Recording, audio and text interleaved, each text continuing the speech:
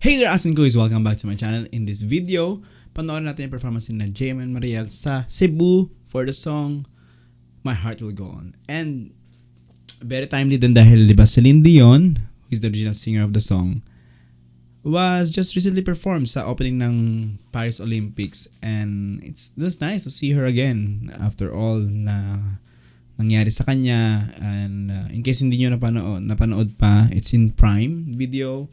You can watch the documentary about what happened to Celine and anong sakit meron siya. And it's nice to see her talaga again perform, 'di ba? Marami sa atin nang talagang humahanga din sa singer na 'yan. And mahusay kasi talaga eh.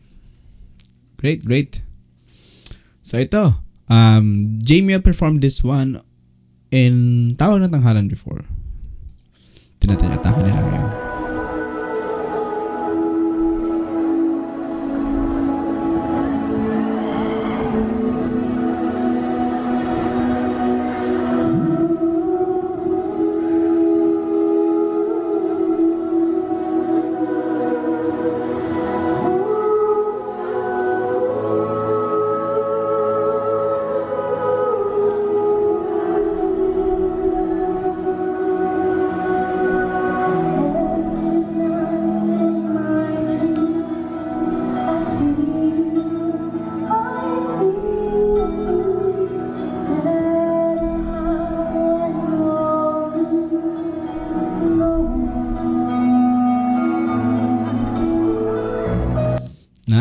Nice opening. Ibaba lang natin sila ng konti kasi parang hindi sila buo. Sorry. Ayan. So nagsimula sila with the hymn, no? And doon naman sikat yung yung song din talaga with the hymn of the Ocean ba yung title talaga nung mayroon part na gano'n sa Titanic, and this was used sa movie Titanic. And then Mariel opened the song. Siya nag-umpisa ng mga lyrics. I mean with the lyrics. Ang ganda ng boses niya. And yung bali niya na ginawa dun sa umpisa sa part niya na yan na una niyang kinanta. Hindi siya pangit. Okay? Pang ano siya, 'di ba? Parang nakaabang ka ng nadadala ka ng emotion, tapos bigla niyang binali ng gano'n. Wow, parang mapapawaw ka na lang na ang galing na nilagyan niya ng gano'n. Simple lang yun pero hindi siya nakapangit sa, kasi minsan may mga linya na as is lang, kantayin lang natin ng as is. Ito mas gumanda. Okay? And nakita natin si JM, sinasabayan si Mariel sa line niya.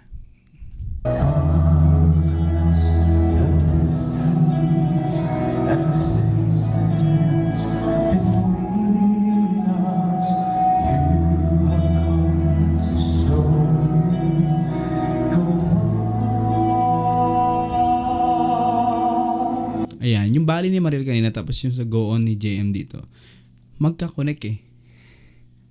Masusundan nyo na may gagawin din si JM. Ang galing. Hindi nila basta for the sake na ibahin natin yung version. Hindi naman. Ang ginagawa nila may continuity. Alright? So kung pe-predict mo na may gagawin yung isang artist, sabihin nakapasok ka sa sistema nila na yung gagawin nila. Naintindihan mo yung ginagawa nila. Sabihin na captured ka ng version nila. Right.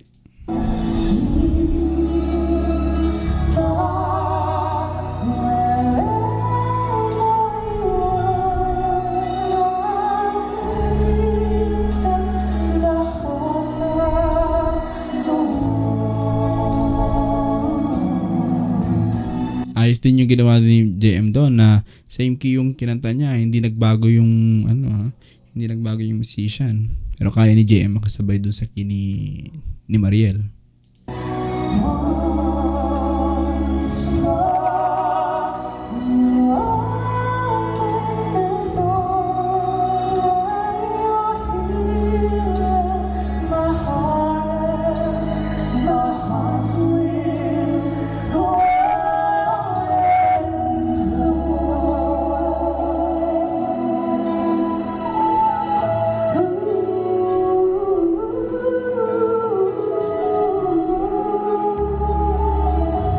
Nice, 'di ba? Very Mariel 'yon, yung kanyang ad-lib na ganyan. Galing, ganda ng blending, no? Na-miss ko yung kanta. Actually, kasi hindi nila kinanta to sa sa Last Music Museum nila. Wala nga silang kinanta doon na natawag ng tanghalan pala. Which is okay, para mabigyan tayo ng mga bagong arrangement ng mga songs na pwede palang i-duet. Right? So, okay yun. And thanks to JML Clips, by the way, for this video. Galing mo talaga. Kung nasa ng JML, go! Salamat at may napapanood tayo. Tuloy natin? Alright, go!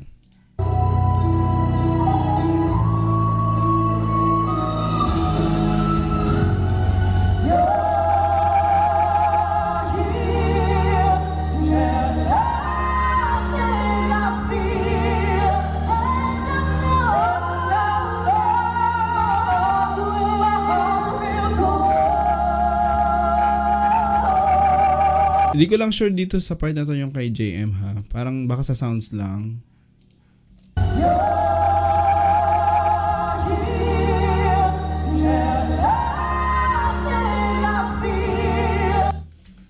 JM, comment ka na lang.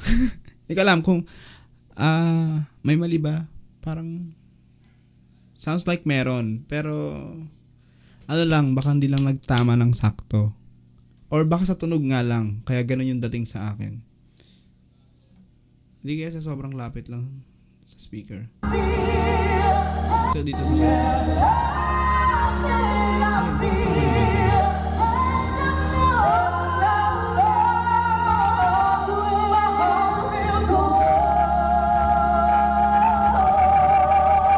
Hey.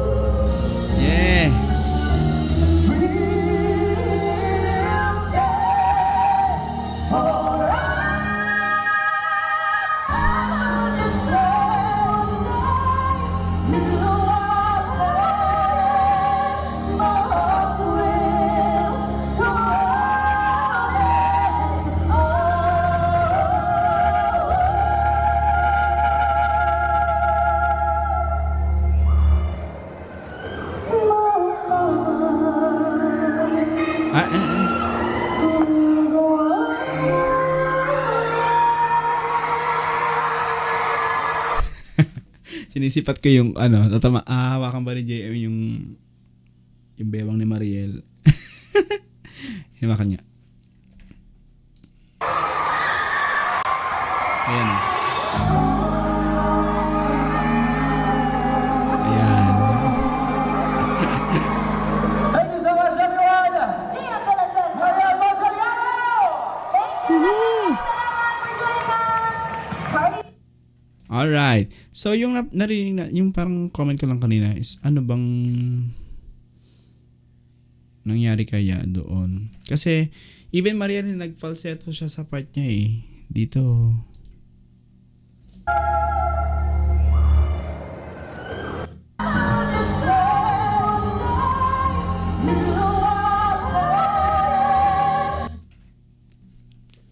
Correct me if I'm wrong, JML fans. Full voice to ni Mariel before. Tama? Or yun talaga yung niya? Placement niya dyan. Kasi, baka lang baka lang mag-connect yung teorya ko na baka hindi nila naririnig doon sa stage ng maayos. Doon naka-in-ear si Mariel. Okay? Yung sa akin parang yung kay JM kanina, o baka sa sobrang lapit lang sa speaker. Or noise distortion. Wala kasi akong ibang video, tsaka wala tayo doon eh.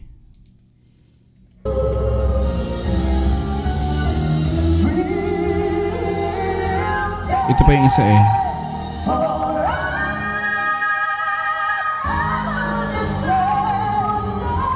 Doon, hit na hit doon.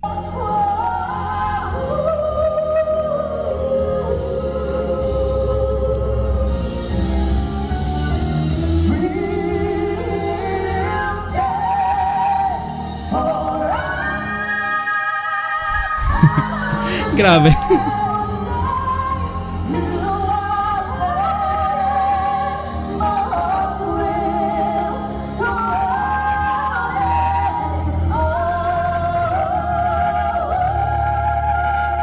May kasi 'di ba, may distortion ng konti.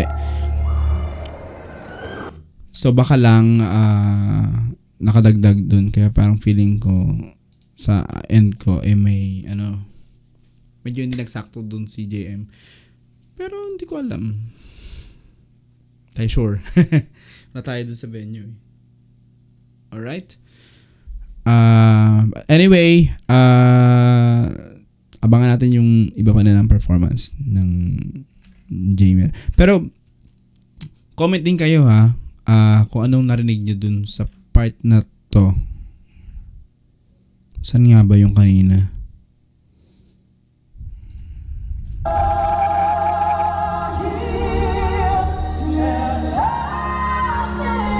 Yun o, dun, dito. So there.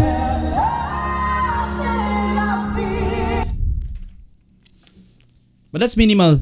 Okay? It happened sa mga artists kung minsan, hindi sakto sa note. Okay? It could be, yun nga, factor nung music distortion. Minsan sa sobrang lapit. Yung parang nag-aano na yung music. Hindi siya narinig ng buo. Nag-aano siya.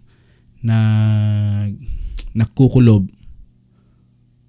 Na sounded like bitin sa note kahit hit naman siya in the actual arena. Okay, actual venue. And thanks for doing so here, Jamel, kasi I think it's a benefit concert for Brigada Eskwela. Alright, and we'll be doing also our outreach sa Kalinga. Sa baka may mga asin ko tayo dyan sa Kalinga.